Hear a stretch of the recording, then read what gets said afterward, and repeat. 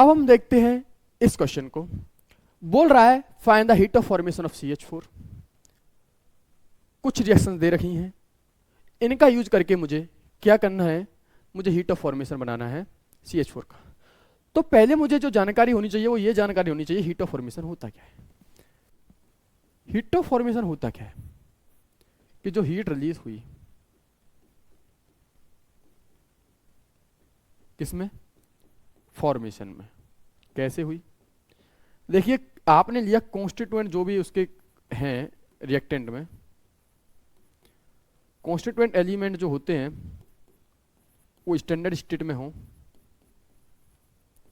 Standard conditions हो 25 degree Celsius और 1 atm, और वो क्या दें, 1 मोल प्रोडक्ट।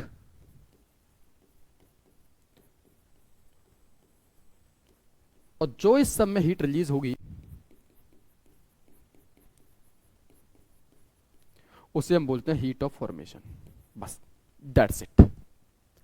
ठीक है, दूसरी चीज ये पता होनी चाहिए CH4 की, CH4 जो होता है उसकी हीट ऑफ फॉर्मेशन क्या होती है, कार्बन प्लस के 2H2 गिव्स CH4।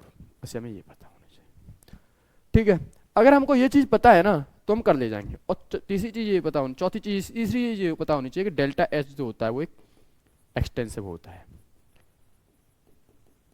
अगर उसको रिएक्शन को करोगे वो रिएक्शन अकॉर्डिंग टू रिएक्शन चलता है। अब देखिए क्वेश्चन को करना स्टार्ट करते हैं।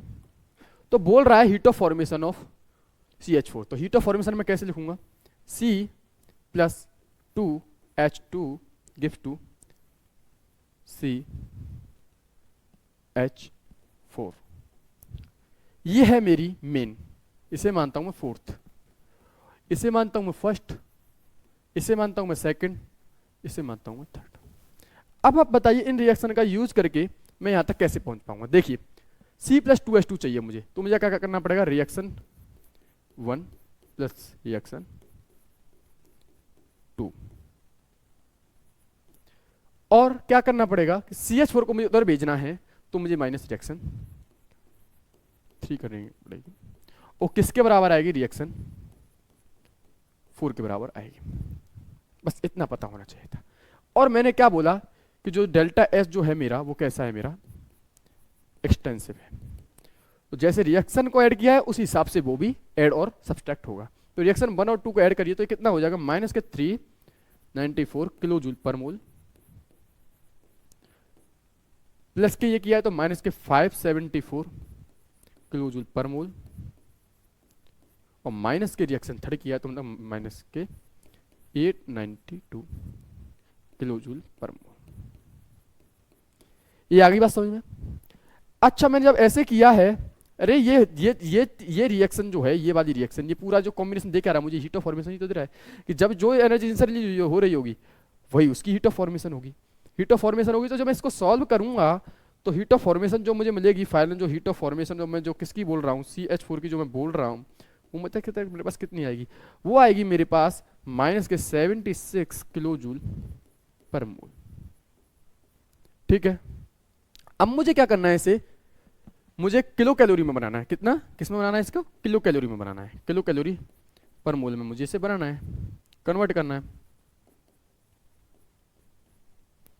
तो अब मुझे क्या करना है कि इसमें किसका डिवाइड करना है, 4.108 का डिवाइड करना है, क्योंकि मैं क्या जानता हूं कि एक कैलोरी में, जो एक कैलोरी जो होती है मेरे पास,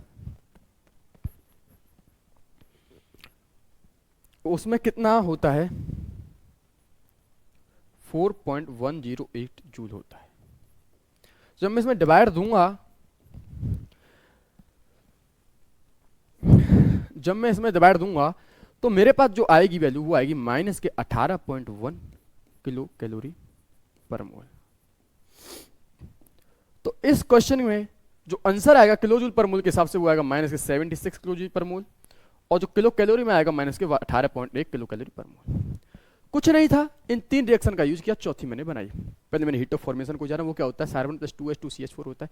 अब मुझे इन रिएक्शन को यूज करके मुझे ये बनानी थी। इन रिएक्शन को मैंने इस प्रकार से माइनस, पहले 2 को प्लस किया, माइनस किया, मेरे पास ये तीसरी मिल गई।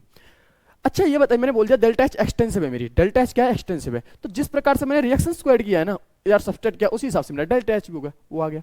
और वो आएगा किसके बराबर है, बना क्या रहा है, formation, delta H F C H four हो गया। तो जो आया है वो क्या आ गया मेरा, delta H F C H four. ये है मेरे पास दोनों आंसर मेरे। तो इस क्वेश्चन का जो करेक्ट आंसर है वो है ए और बी, मतलब -76 किलो जूल पर मोल और माइनस के 18.1 किलो कैलोरी पर मोल। तो इस क्वेश्चन के करेक्ट आंसर जो जाते हैं वो है ए और बी।